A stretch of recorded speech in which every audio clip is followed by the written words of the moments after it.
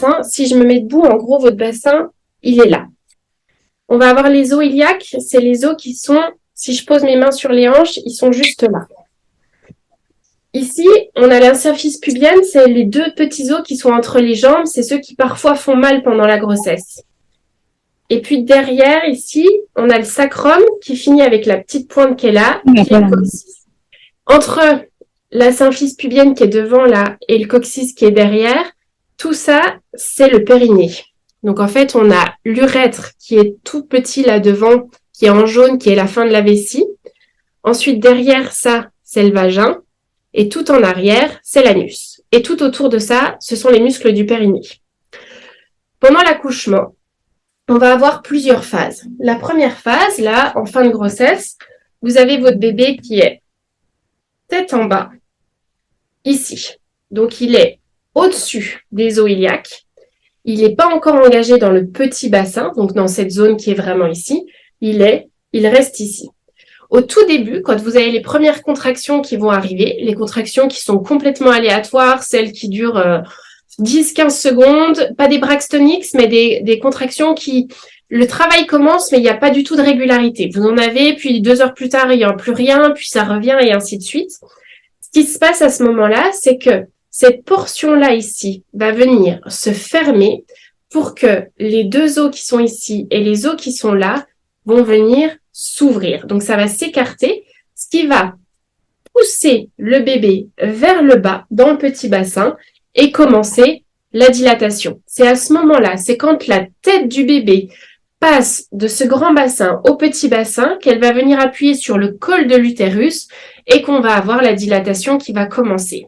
Donc, on disait qu'il fallait bouger ce bassin ici pour faciliter la descente. Et c'est en fait cette première étape qui va être très importante parce que c'est ça qui va faire que la tête du bébé vient se positionner sur le col ou pas. Pour ça, le pire, c'est que c'est super facile. J'espère que vous avez tout à la maison un ballon de grossesse, parce que c'est ce ballon de grossesse qui va être la clé pour pouvoir bouger votre bassin. Et dès le 2e trimestre de grossesse, on passe sa vie sur son bassin à faire des cercles. On vient bouger dans tous les sens, en faisant des cercles, en allant chercher le plus loin possible, en allant chercher à droite, à gauche, devant, derrière. On bouge partout pour pouvoir avoir une mobilité et s'assurer qu'au moment de la première phase de travail, on va avoir ce passage ici qui va se faire, cette tête du bébé qui va pouvoir venir descendre. Ça, vous pouvez le faire dès maintenant. C'est vraiment le truc à faire dès le 2e trimestre de grossesse. On passe sa vie. Si vous travaillez depuis la maison, si vous pouvez en emmener un au bureau, vous prenez votre ballon avec vous et on passe sa vie à faire des cercles. Ça, c'est dès maintenant et ça vous permet d'avoir le plus de mobilité possible. Ce qu'il va aussi falloir faire dès maintenant, pour pouvoir avoir une ouverture qui se fait vite, c'est étirer. Donc, tous les muscles du bassin vont devoir être étirés. Pour ça, trop facile, vous vous allongez tous les soirs à plat dos avec les jambes contre le mur à 90 degrés. On étire les muscles de l'arrière de la cuisse comme ça. Et l'autre truc qu'on va faire, hop, on va venir croiser ici pour étirer le muscle fessier. Alors, soit vous mettez assise et vous croisez comme ça, soit il y a celui-ci où on attrape les genoux à la poitrine et on croise, hop, et on vient étirer le fessier.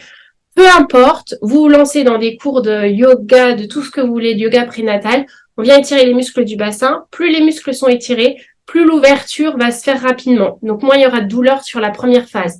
Parce que péridurale ou pas péridurale, cette première phase-là d'ouverture sur un premier accouchement peut être très longue et elle peut être douloureuse. Et en fait, on ne sera pas assez dilaté pour pouvoir poser une péridurale.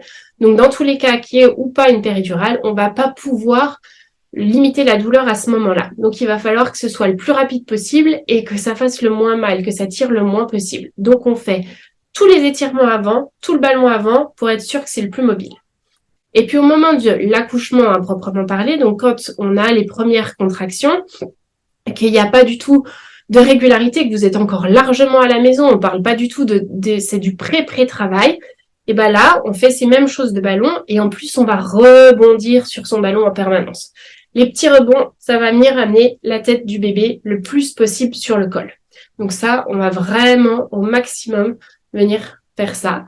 Et puis, si vous avez des escaliers chez vous, on passe notre vie à faire les escaliers. On monte et on descend. Et en fait, cette montée et descendre des escaliers, ça va faire une friction au niveau du bassin qui va venir se mobiliser dans ce sens-là. Alors, sans se casser, hein, évidemment, c'était juste pour vous montrer le mouvement. Et en fait, ce mouvement de friction va emmener le bébé vraiment sur le col de l'utérus. Et donc, on va avoir une dilatation qui va se faire au maximum.